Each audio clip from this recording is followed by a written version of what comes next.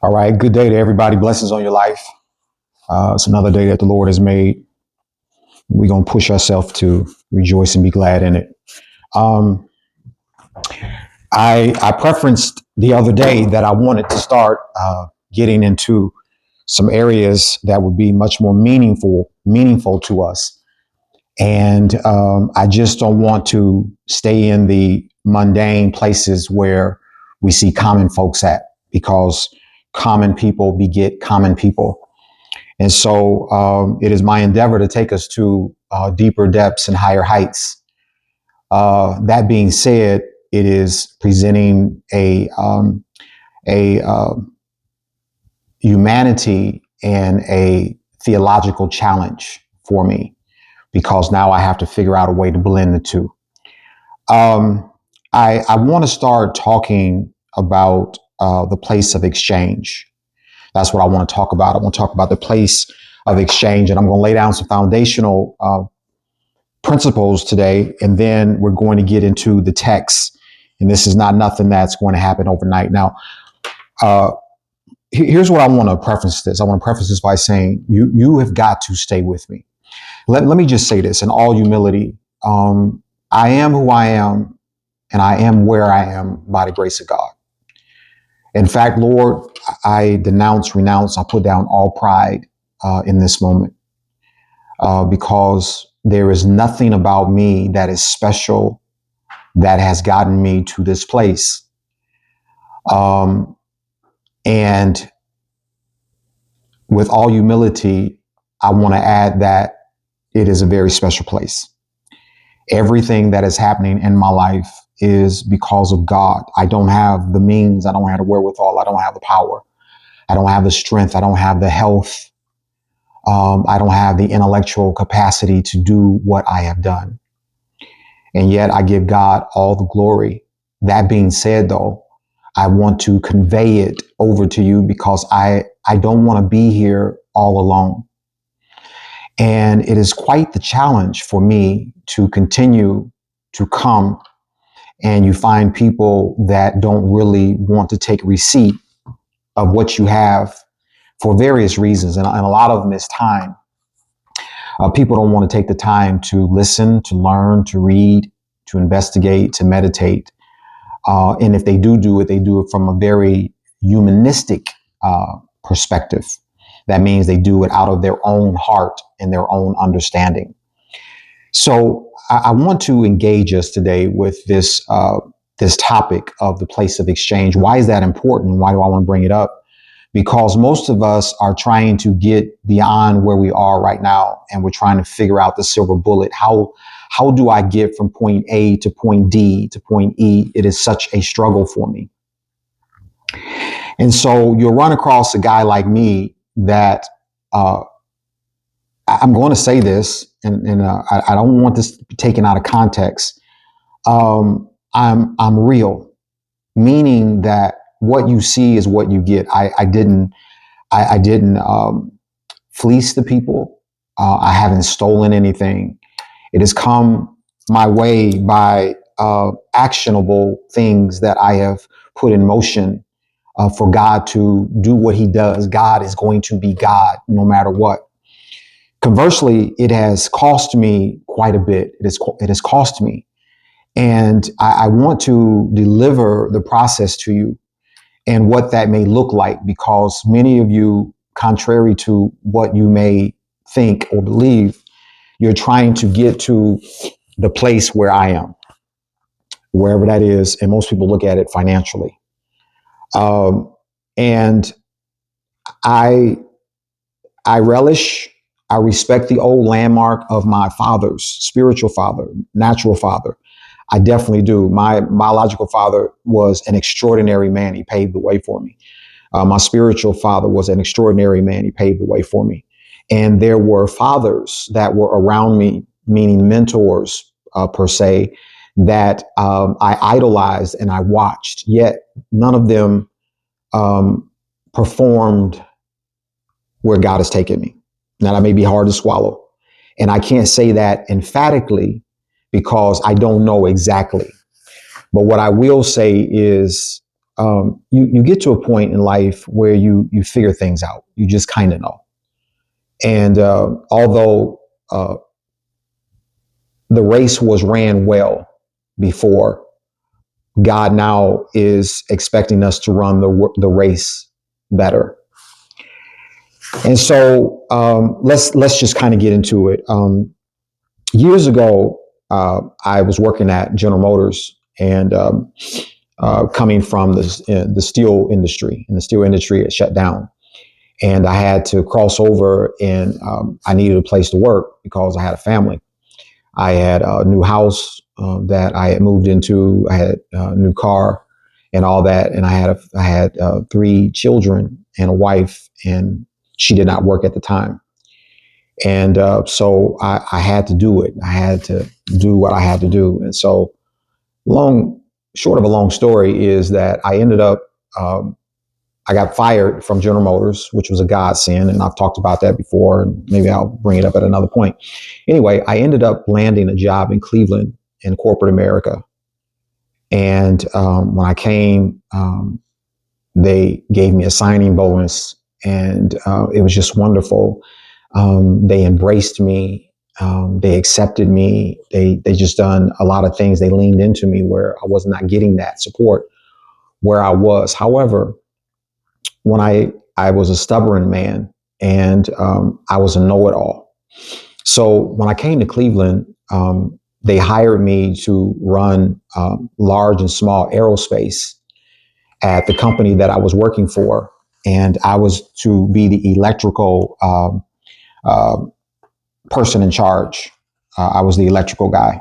And then there was another guy, he was the mechanical guy that was in charge. And so both of us had large and small aerospace, which was really big divisions. And I was to oversee all the machinery and this, that, and it's just a big operation. And from an electrical standpoint, and he was to oversee it from a mechanical standpoint. And so when I got there, we talked, and we talked. I'm skipping through because I can write a book, a movie on this. And at one point, I had to travel with him because he was an employee of the company he had been there for 25 years when I got there. Even though he did not know the electrical side, he knew enough based upon his relationship with the plant and working with what we call working engineers on the floor, and the real engineers that were in office. He knew enough just by observation. And so we got a chance to know each other. He was a Chinese guy. And at that time, I was a young guy. I forget exactly how old I was. It's been many years ago when I first started there. But anyway, we had to work together, and I had to synchronize differences. The difference, I'm going somewhere and I want y'all to listen to me. The difference is that he was from China, and he never let go of China ways. He stayed in the China moment. Okay. And I was an African American man, and I was from the hood. He migrated from China to Cleveland when he was about maybe 30. I think the time he retired, he may have been maybe about 58, 59, somewhere in there. Anyway, trying to paint a story because I want us to grapple with the place of exchange. The place of exchange is a place where we need intervention. And we're doing this intervention, and in my opinion, we're doing it the wrong way because we are not giving deference to God in how to position us to achieve without much effort, without human energy. That's what I mean by effort, not effort in terms of what you put in to getting close to God, but the effort right now. We're working Instagram. We're working Facebook. We're working on our jobs. We're working our brains to figure this out, figure that we're spending 10, 12, 15 hours a day doing all these different things, only to find out that it has only gotten me I've only progressed just a little bit. Now, is it noble? Yes, it's noble. Do I fit the ticket that everybody wants me to fit? Yes, the Broadway. So you're not a troublemaker, but it's not yielding you the fruit that you desire. So I'm with this guy, and Mr. Chu, I'm calling that Mr. Chu, would eat breakfast, and Mr. Chu was not appealing from a smell standpoint. I was really I was boisterous. I didn't have a filter, and it didn't take much for me to speak my mind. In other words, if you stunk, I'm gonna say that you stink, right? So I realized early that I needed this man. I realized that, and but I was offended. I was offended because I couldn't get past the odor. Now, when we would embrace the morning and get our assignments and go out and do all our floor work and paperwork and everything that we needed to do, that was okay because we were in the office, but we spent probably 75% of our time together inside a buggy because we were out there. We had to make sure that the machines were running, this, that, and the other, all kind of stuff. And so we were a tandem. It's just that I did electrical, he did mechanical. And so when we got into the buggy, it was very offensive inside of there because Mr. Chu had a diet that the diet came through his skin and his breath and all that. And for them, people that were in China, it wasn't a big deal because that was just their diet.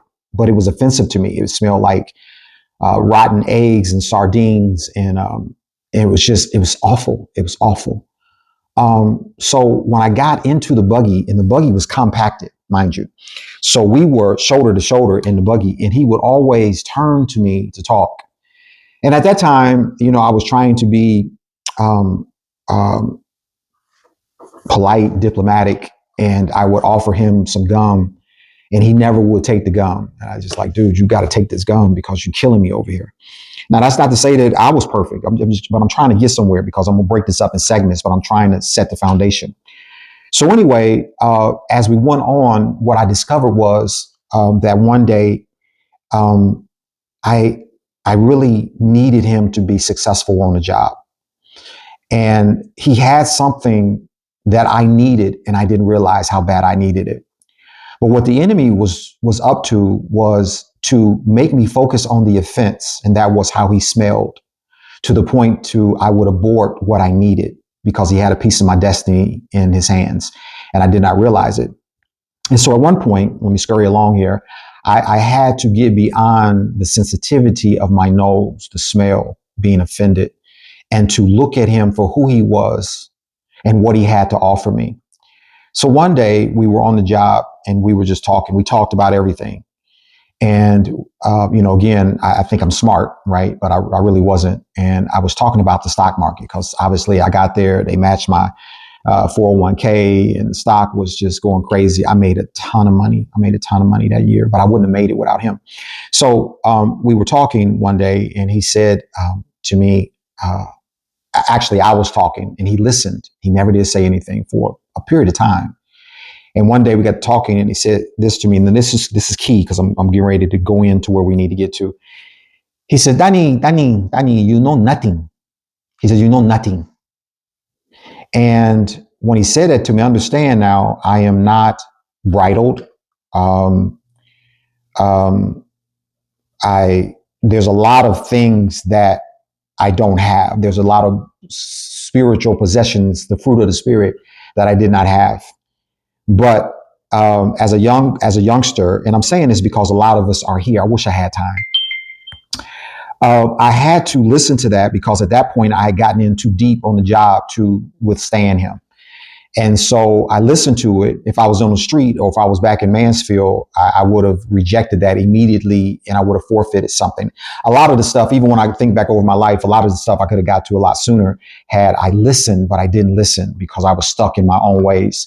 And so he said to me, he said, Donnie, you know nothing. You know nothing. And so I was offended by that. And he told me, he says, I've been listening to you. He said, you talk about stock market, you know nothing about stock market, nothing. He said, I'm going to teach you. He said, I'm going to teach you. And it was a humbling experience for me. It was very humbling. And I'm saying that to say this, because I'm trying to segue, that if it wasn't for Mr. Chu, I wouldn't be where I am today.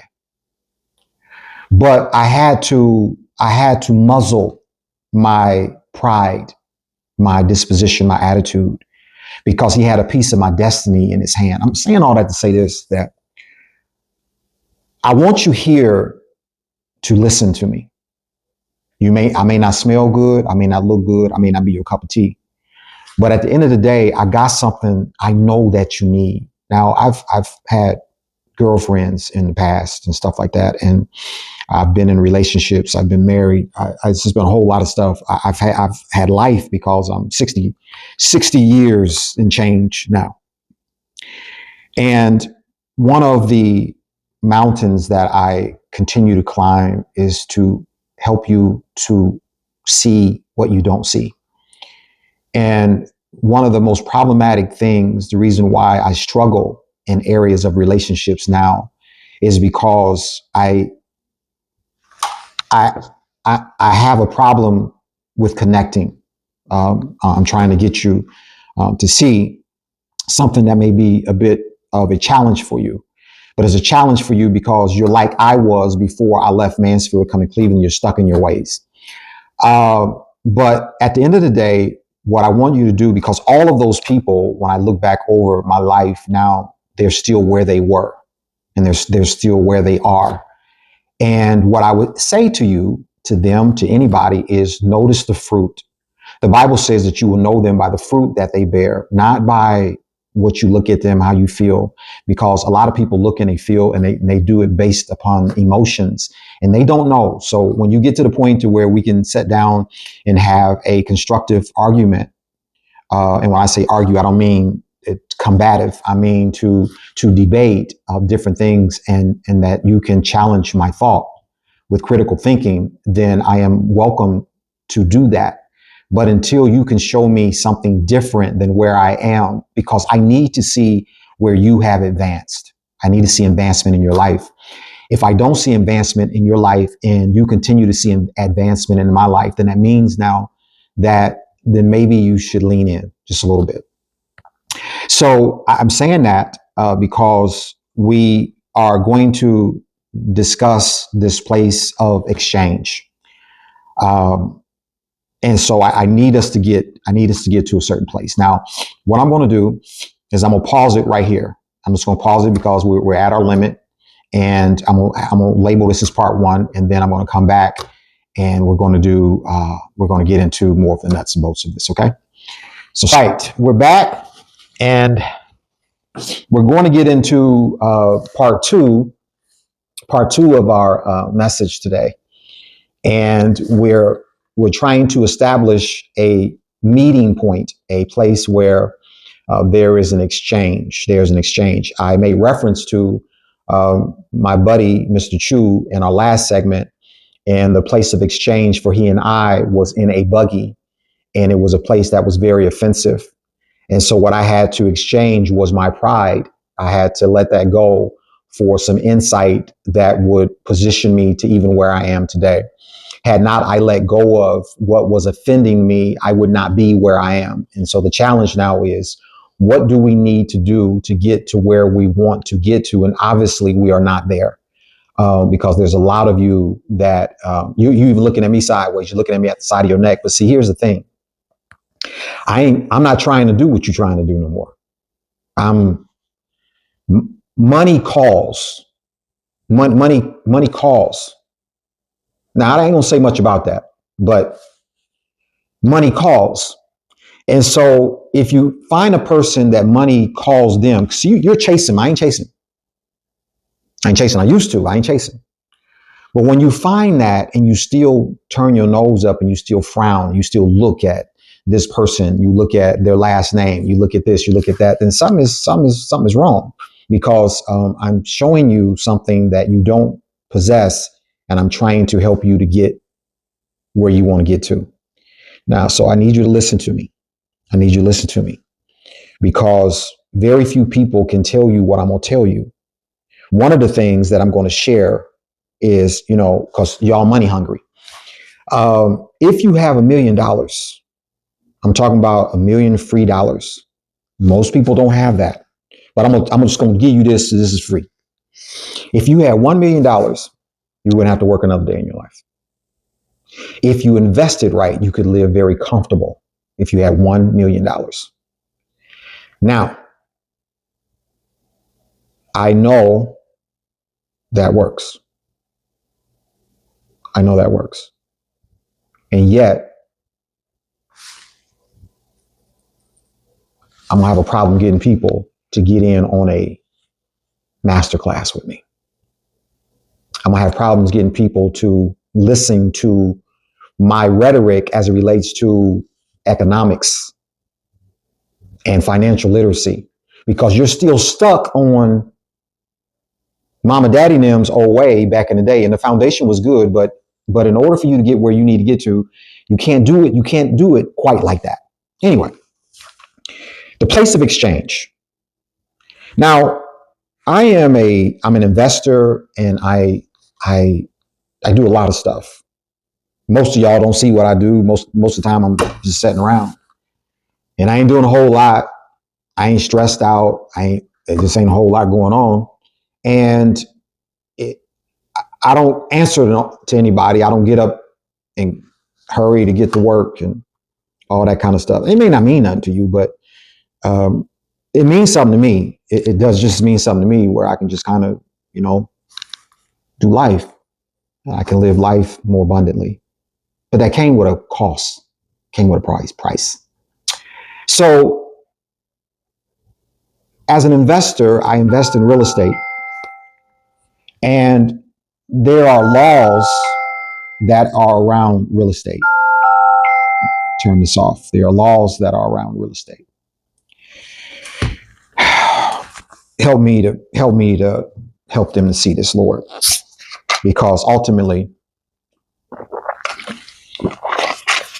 I'm trying to show you how to get blessed. So I own properties. I own properties. Just because I own properties don't make me the be all end all. I own them. They belong to me. I have the title free and clear of every last one of them. However, that makes me a sovereign. Sovereign is a person that is a standalone, that is isolated in his or her own world. God was a sovereign before he made man. And in Genesis 1:26, he said, let us make man in our image and in our likeness. Then he said, because they are like us, we can't dwell in the same place. Because I'm a sovereign, and I'm going to make them, which means that they're going to be a sovereign. And two sovereigns can't be together. They cannot cohabitate together. So now what God says is I have to create a place where they can be a sovereign in and of themselves. So he makes the earth, he creates it, although the earth is the Lord's and the fullness thereof, just like all the properties that I own, they belong to me. But now I go into contract. I go into contract with people that I established to give them the same power that I have. It's called a lease. God goes into contract with us to give us the same power that he has. It's called dominion. So now you have dominion in heaven and you have dominion on the earth. The expectation is that God wants to be able to look at himself and to see him in you in the earth. I want to, as a landlord, to be able to look at myself and to see me in you in my property. However, there is a place of exchange, because the reason why we're not getting what we need to get from God is because there is not an interface. I need a place of exchange. I need to be able, because I'm a sovereign and I give you the authority that I have to be me, and you become a sovereign. So once you become a sovereign, that means that if I step over this line, then I am in violation now of the law. Legally, I can't do that. Like, I can lease out a property and it's my property. I can leave and go to that property, although I have keys to it, although I paid for it, everything. It's all of it's mine. But if I lease that property out and I have keys to it to access it, and the people that I leased it to, they come home and they see me on the couch with their TV on, watching television and with some potato chips in my hand, legally, they could call the police on me. They could beat me up. They could stab me. They could shoot me. They could do a lot of things against me, and they would be protected by the law. Why? Because I violated the contract. I have no legal stance to go to, even though it belongs to me, to go to that property and to act as if I live there. I do not. It just belongs to me. The earth is the Lord and fullness thereof. And I'm trying to go somewhere because I'm trying to get y'all where you trying to get to. And this is the process. Okay. So with God, it's the same way. God is like, I have all power. I have all authority. I have everything that you need. It is in a different place. So the things that you need, I have it. The things that I need, you have. So now we have to establish an exchange point, an interface. And typically an interface, if I'm looking at it from a landlord perspective, it is a contract. If I want to go down and I want to inspect the house, I have to give a 24-hour notice to the tenants that I'm coming down. I have to tell them what time I'm coming down. I have to tell them the reason why I'm coming down and all that to make it legal. I have to post that. I have to take pictures of it. I have to protect myself all the way around, because if I don't, legally, they can come back and they can take me to court and they can win. They can sue me, right? Because I violated the process. Conversely, with God, it's the same way.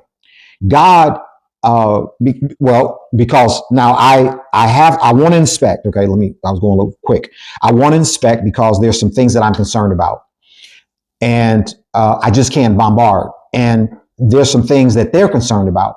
A lot of times they will come to me as the landlord and say, okay, well, this is happening, that is happening, that is happening. And how can we work this out, get this fixed? Well, there's legal ramifications. And as me being a landlord, meaning that I'm not a slumlord, then I am not going to let what belongs to me suffer.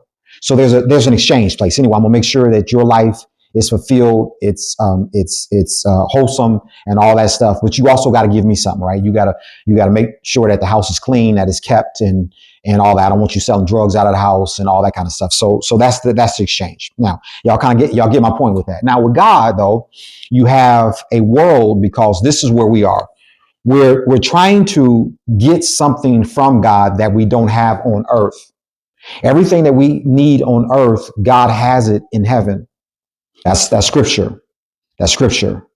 Thine will be done on earth as it is in heaven. On earth as it is in heaven. Heaven has everything that you need. The problem is, how do I get it out? How do I mind it out of that heavenly realm? Because believe it or not, what we don't see is more real than what we do see. It's not as visible, but it is more real. Now, faith is the substance of things hoped for and the evidence of things not seen.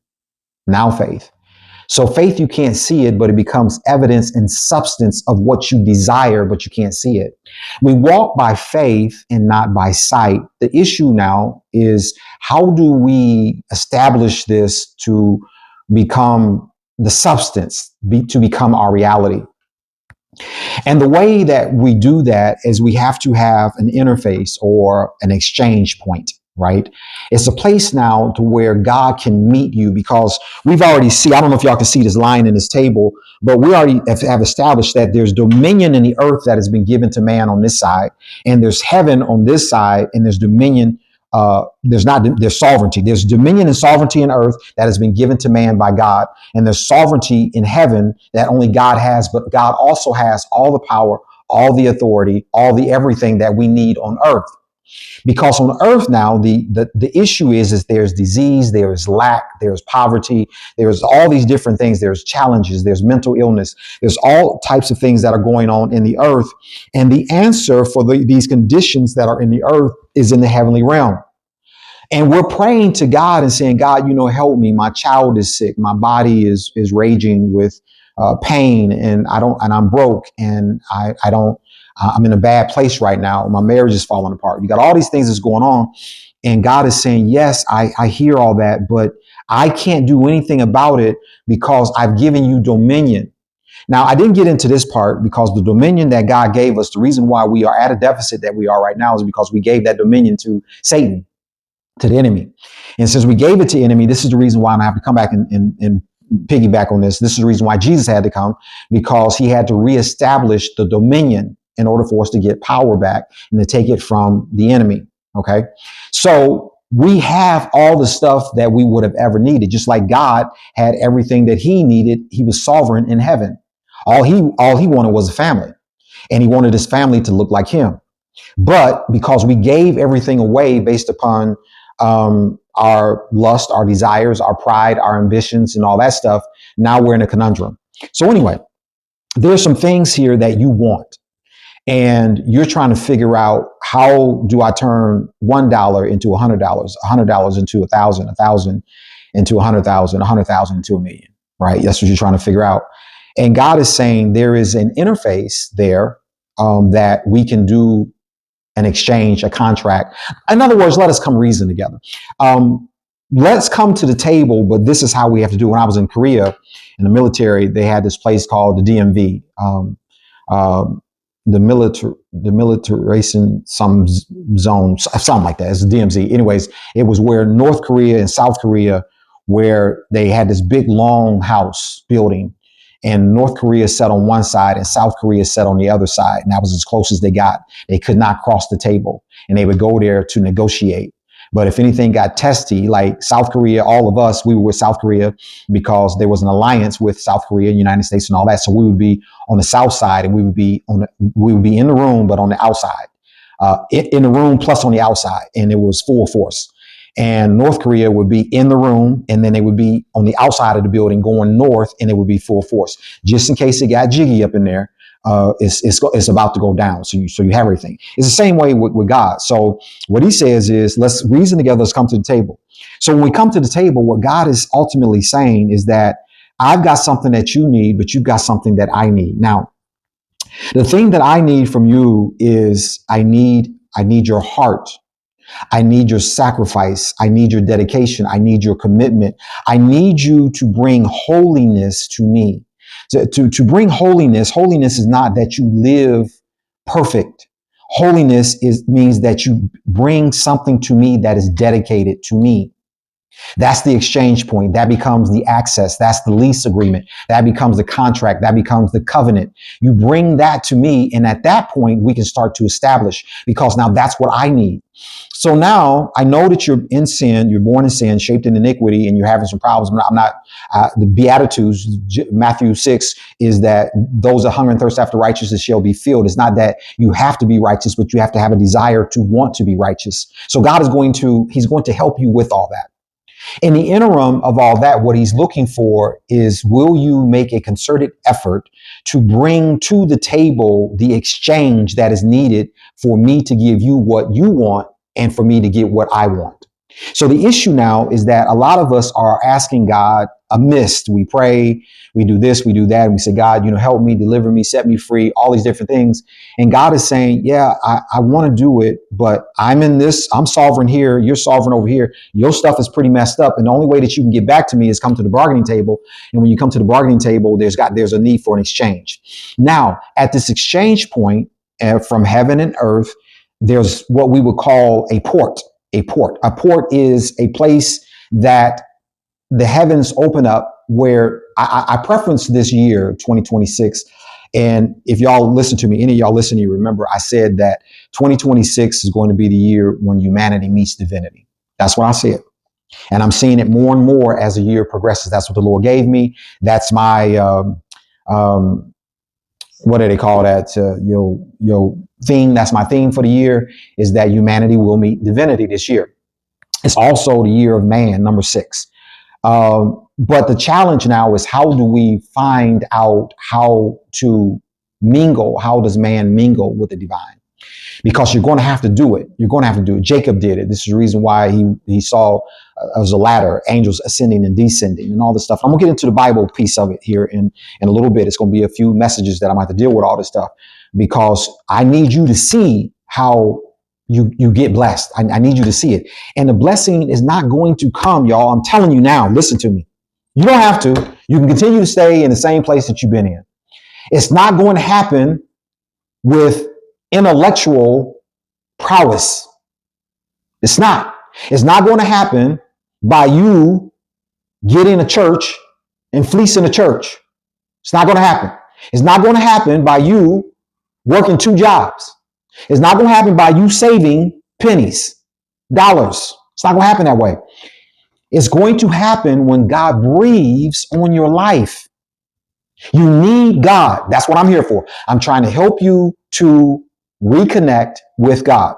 So now we're at this place, and it is the meeting place. It's the place where we establish an interface, a communication with God, by which when you walk away from the table, he's excited and he's happy and he's willing to do for you what you came to the table for. You walk away, you're willing and happy to do for him what he wants from you, vice versa. Y'all know what I'm saying.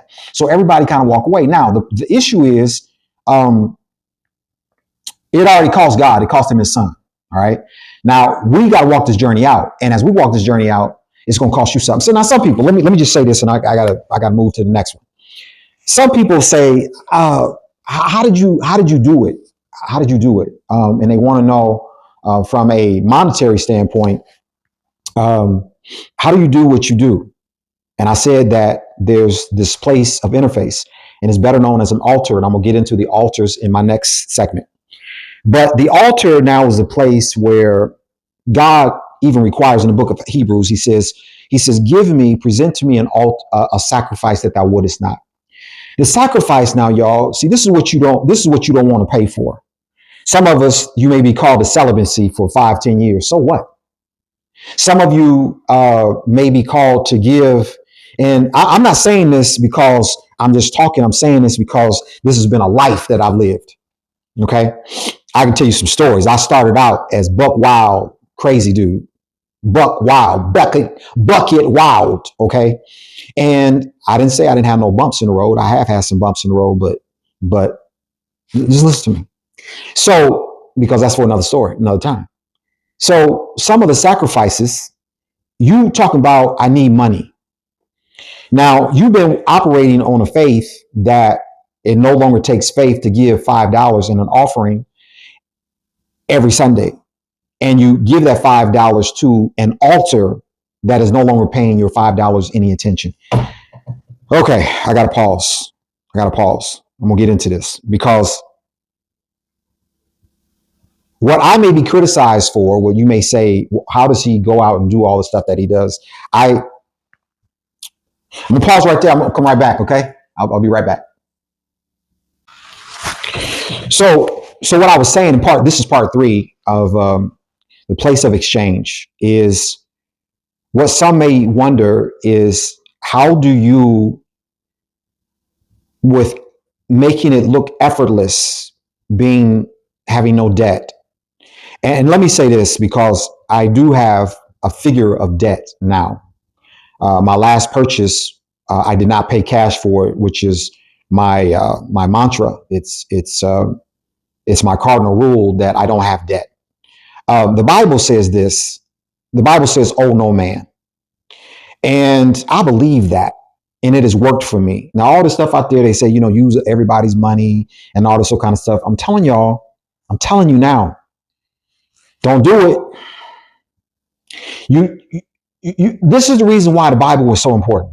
Now, there is such thing as creative finance and all this kind of stuff. And that's going to be for another masterclass where I get into financial literacy and all this stuff. But all this stuff out there that they telling y'all, don't use your money and all this kind of stuff. I've been doing this for a long time. And let me tell you, I've used my own money. at every juncture. I've always been my own bank. It was slow growth initially, but it will position you to be ahead. You'll be the head and not the tail. So some folks would say, how did you just go out and pay cash for stuff like that? I wasn't always able to do that.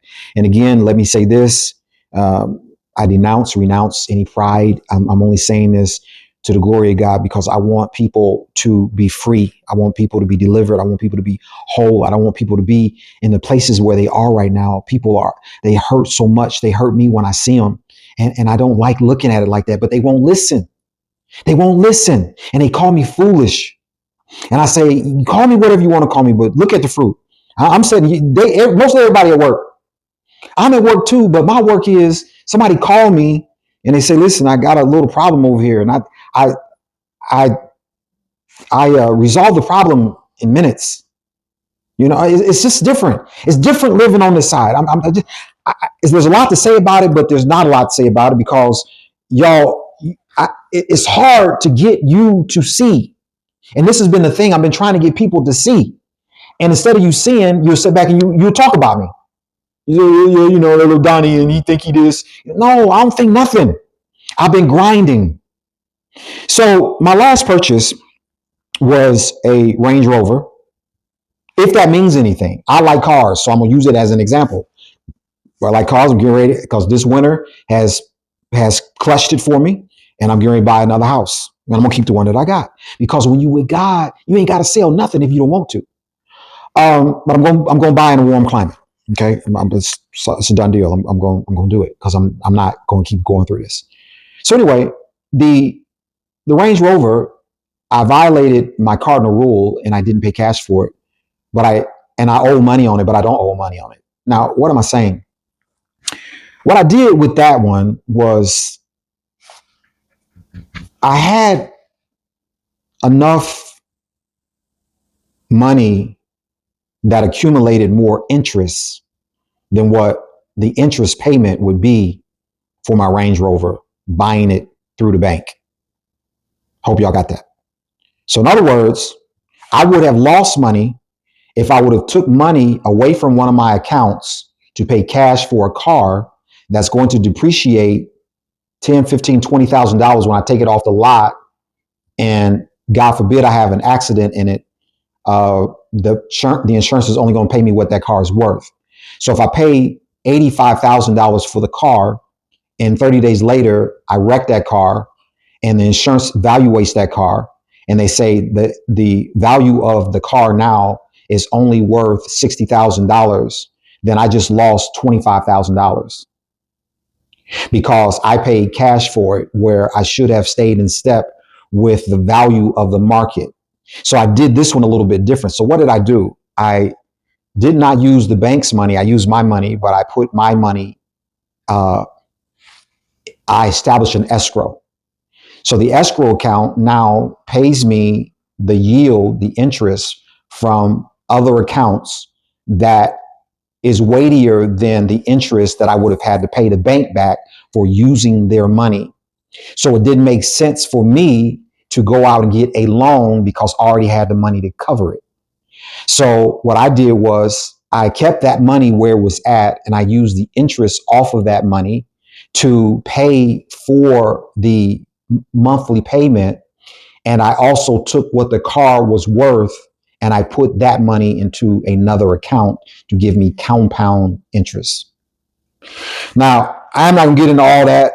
It's a lot there, and I probably told you too much even on that right there. These are things though that I want to try to help people with to get from where they are to where they want to get to. But most people won't listen to me, and they'll talk about me, but they are the ones that's having that problem. And God wants all of us to be free. He wants all of us to be debt free. So this is one of the things that I do. Anyway, the purpose of this series is to get us to a place of exchange, and it takes time. It takes time to cross over, and that's what I want to do. And it takes a sacrifice. Now, That being said, with the car thing, I'll say a little bit more. I told y'all a while back that 2025 was a great year for me. I bought several exotic cars. Some of them I have, some of them I don't have anymore. But I had fun. Went on exclusive vacations. I did a lot of things, but I was disgruntled with the church and the direction of the church, and I stopped giving. And I told you that I was getting ready to go and buy a Porsche. In fact, when I got the Range Rover, I was buying a Porsche at the same time, but I had to put it on allocation because they didn't have the Porsche that I wanted.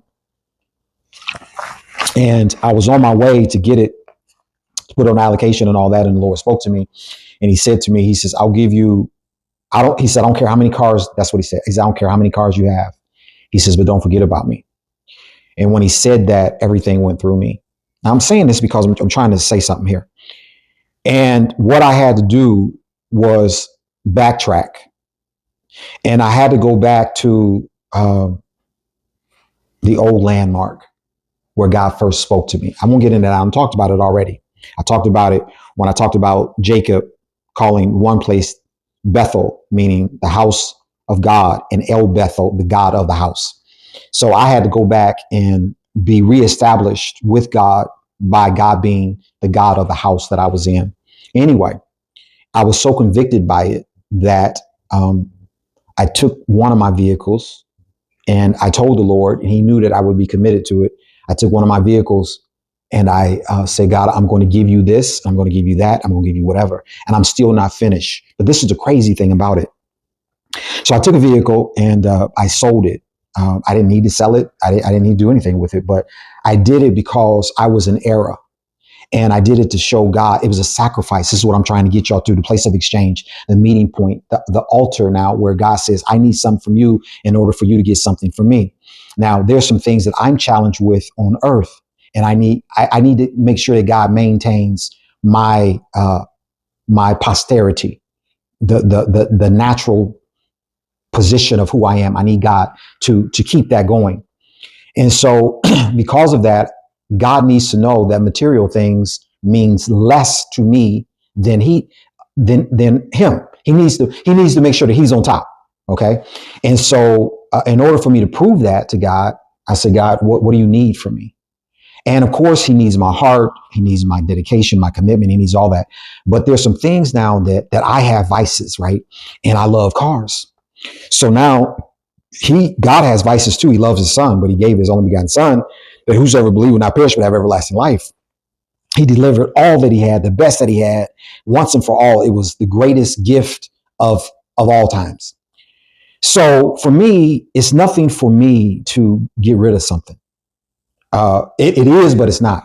So what I ended up doing was I sold my truck. Truck has been paid for years, but it was worth a lot of money. And I told the Lord, because of the error that I made, I said, "God, I'm going to surrender that to you, whatever you want to do with it."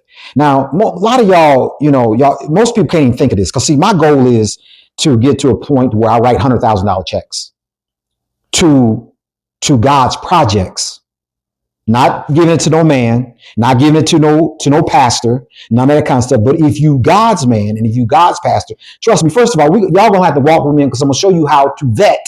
I've been talking about it. Who do you give to and how do you know?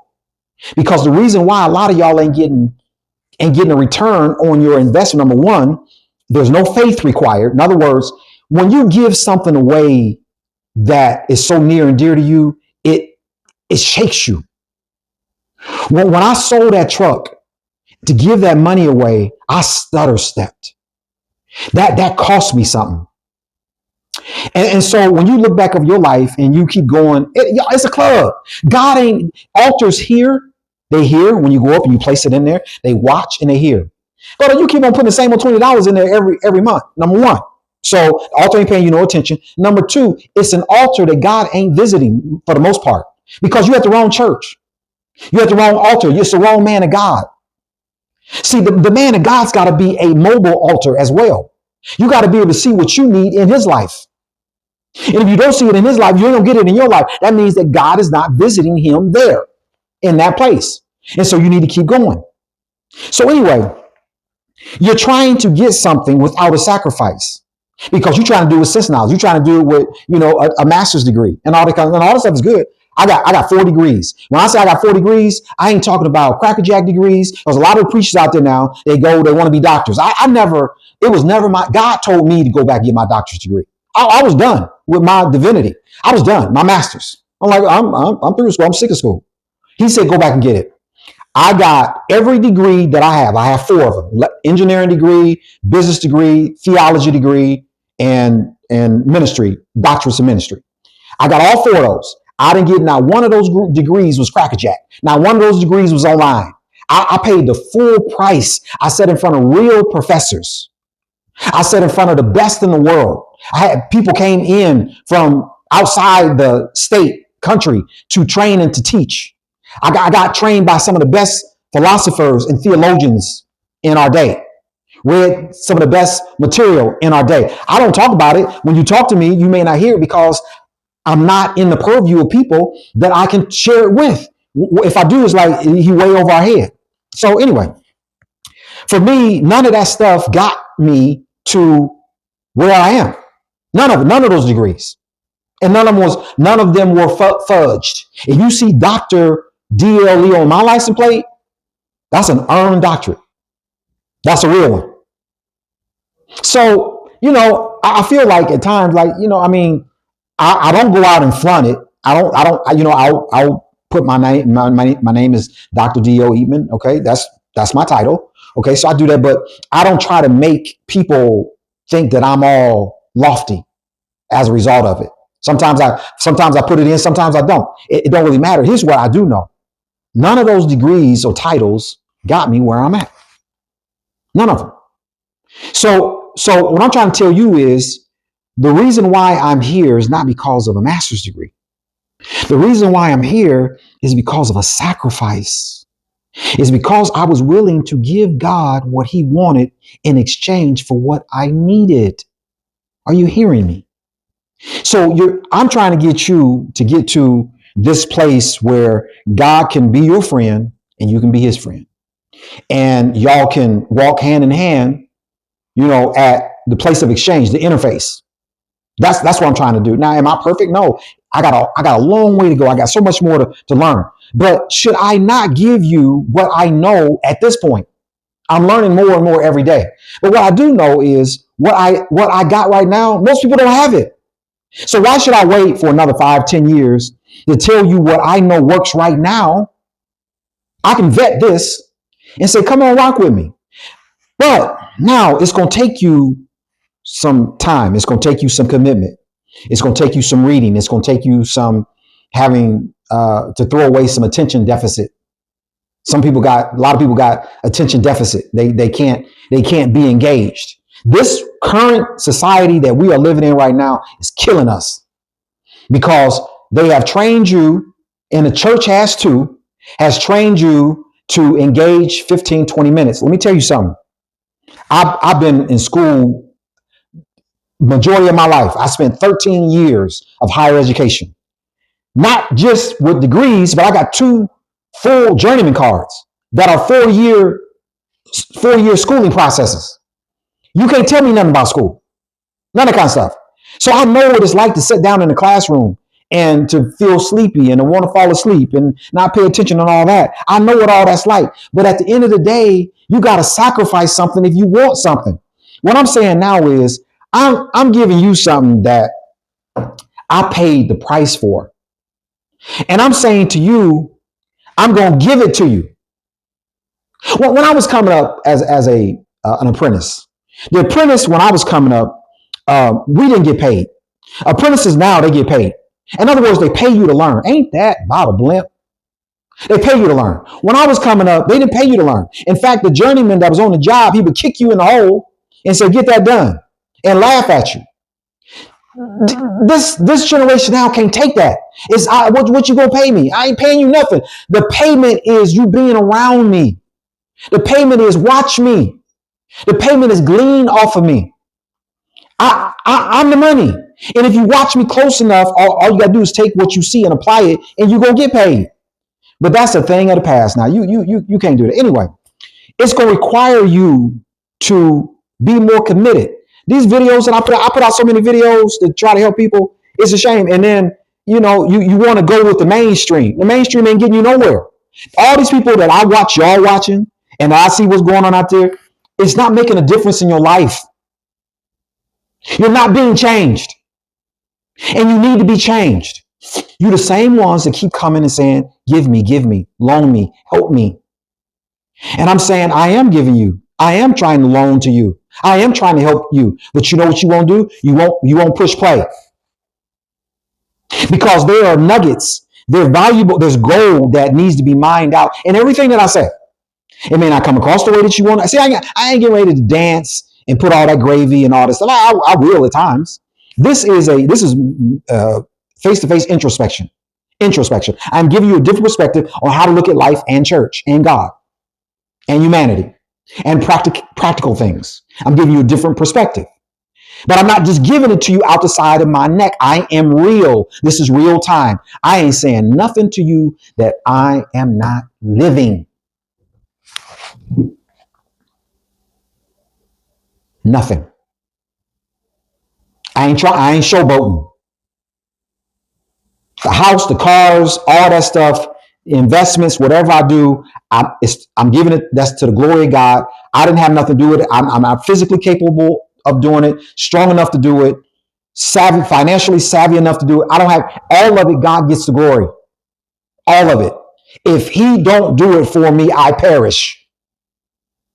Why would I lean into and this is some of the challenges that I have. People try to tell me what I should do. I'm like, okay, and how is your counsel working for you? Y'all understand what I'm saying? Pause it again. All right. I ain't finished, but I'm going to stop for now. And I'll be back. All right. Peace. God.